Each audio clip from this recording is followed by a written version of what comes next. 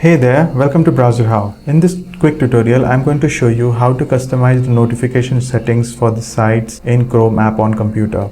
If you're receiving a lot of notifications from different sites, what you can do is you can turn off that notification pop-ups for all the websites on Chrome browser. In order to do that, you can visit chrome:/settings, which will open this settings screen, and here you can go to the privacy and security in the left panel, and from here you can choose the site settings, which will bring to the site setting permissions.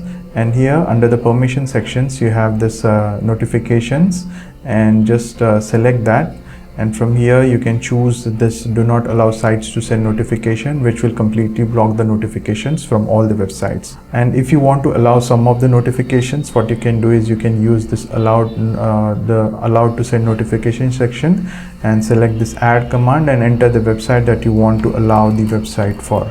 So suppose I want to allow the notifications from browserhow.com. I can choose to add that and hit on add command, which will allow the notifications from that particular site, and rest everything will be blocked. So in this way you can customize the notifications for your Chrome app on your computer. I hope you find this video helpful. Please hit that like button and subscribe if you haven't already. Thank you for watching. Cheers.